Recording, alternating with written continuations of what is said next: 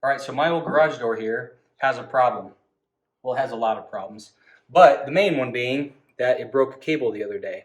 This loop, which goes around a little hook on the bottom and runs up to this pulley on the top, actually broke, which let that side of the garage door fall down, and this side was up higher, so it was going down uneven, so then it wouldn't go down all the way. So first thing I had to do was get the door down manually. I unhooked it from the opener and kind of supported this side as I pulled it down so it came down evenly. Then I unwound the springs. You got to be really careful when you unwind the springs. So to loosen these springs up here, you take one of these bars, you shove it in these holes right here, and then you arrange it so that this bar is hitting this garage door support. And then you can loosen these bolts up here and you slowly unwind it a quarter turn at a time. And you got to be really careful when you're doing that, because if your hand comes off one of these bars as you're unwinding it, that spring is going to go and that bar could whack you in the face. So you got to be very careful. So here I got my new cable. I already have the new cable ran on that side, so I need to run one on this side.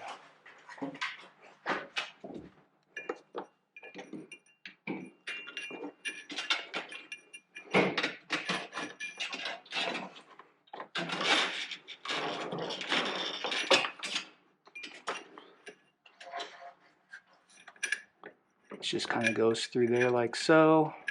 You turn it, and that kind of just hooks in there like that. That's it. I need to get the bottom. Need to make sure this cable is running down the right channel and is not accidentally on the outside like this, because if that happens, it's gonna be bad. Don't do that.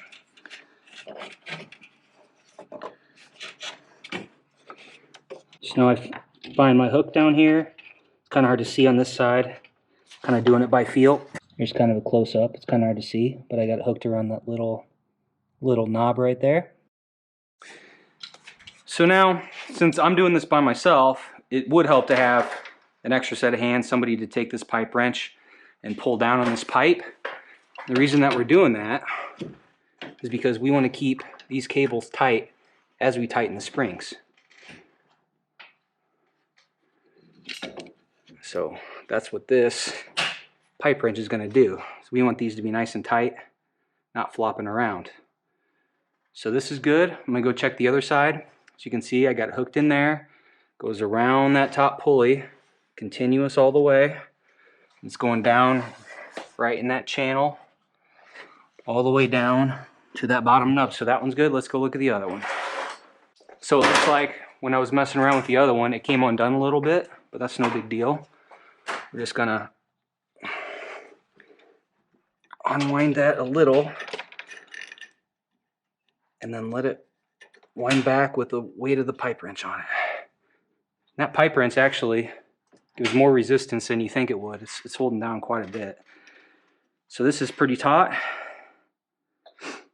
and it should be good to go. So now I'm ready to tighten my springs. Also, these springs were really rusty, so I shot them with some WD-40 to make rewinding them go a little bit easier. So these springs were each wound 7 times, so I'm going to give it 7 winds. 1, 2, 3, 4,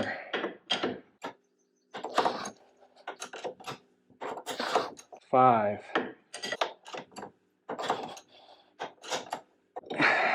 6,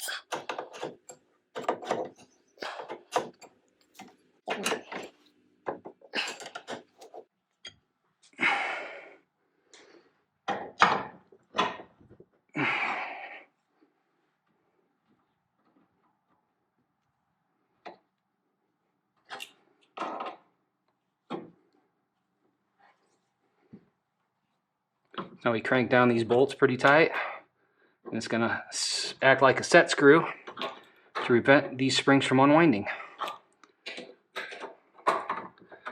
You can see where it was past windings. These springs have been wound and unwound quite a few times probably in the past. Okay, so now let's pop this bar out. Do it very slowly, very carefully. Put this here, lift that up, then let this down slow, and we're good. Let's check our cable again real quick. Looks good, it's nice and tight. It's good if cable does that, you know it's pretty tight. And also make sure that it's going over the pulley system and that it has a free track all the way down. It's not wrapping around one of these or anything. All right, so we're good on that side. Let's go to the other side. Let's move this down a little.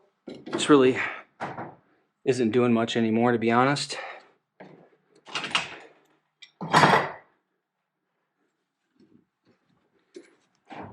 Okay, so this one's good.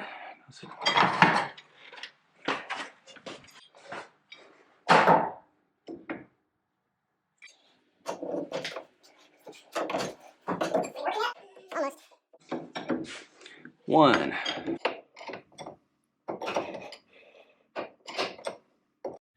Two. Three. Four.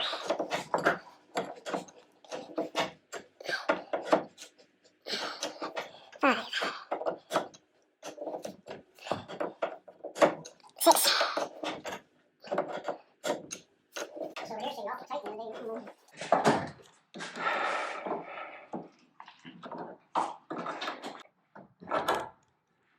Also, when you're tightening these nuts, keep a hand on this because you could accidentally hit it and this thing halfway falls out and not be good. We'll raise it up a little bit, shouldn't hang. Oh yeah, it goes up nice now. Yeah, it's holding right there. About what you want.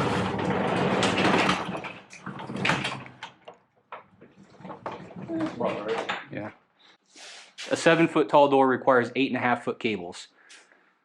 I don't know if they're all exactly 1.5 foot longer for every foot you go in height than door. I don't know, but that's what these were, and they worked. Goes up to there.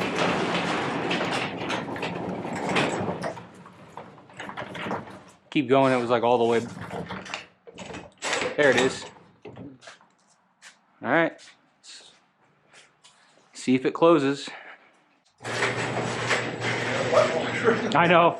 I was gonna go back and get garage door opener and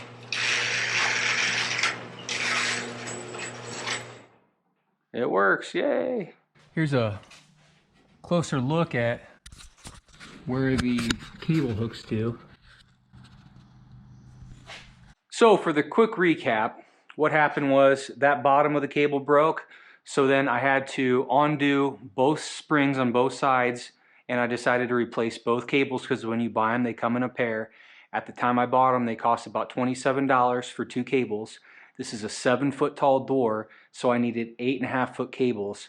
And I'm not sure exactly if that's going to trend the same way for taller doors, but just make sure that you get the right length cables. And then so once both springs are unwound, this one and that one, you can take off both cables from each side by unhooking right there and unhooking down there on both sides. Get rid of the old cables and then hook up the new cables in the same spot. First I hook up the new cable up there on the pulley, and then I run it down and I hook it down there on the garage door. Then I took a pipe wrench with a vise on the end for a little bit added weight, and I just set it on there. And what that does is going to keep these cables nice and tight as I adjust these springs. If you have somebody else to kind of hold weight down on the pipe wrench, that's even better, but I did it by myself. So that's the way that I came up with. Is it the safest? Probably not, but nobody else was here and I wasn't around it. I was aware of it, so I went ahead and did it. Then at that point, I retightened both springs. I did one at a time. And as you crank the springs tighter, the spring should grow. It's going to get longer. If you're cranking the spring and you notice it getting shorter, you're going the wrong way. So crank the spring. It's going to get longer and longer the tighter you crank it. I did 7 cranks on both springs, and you got to count them as you go around to make sure that they're even. If one side is tighter than the other, the door is going to pull up uneven. So you want to make sure that they're cranked exactly the same amount of rotations. And then once you got it cranked, I let the one bar rest against the bottom brace here on the garage door, and then I tighten both of those set screws down. And then after that, you want to give the garage door a quick test by lifting it up. Make sure you have the opener unhooked. Don't test it with the opener first, just lift it up. It should be fairly easy to lift, and when you get it about here in the center, the garage door should just hold. It shouldn't want to fall down or open up. If it opens up really easy and keeps opening when you got the bottom of the door about halfway, then your springs are too tight.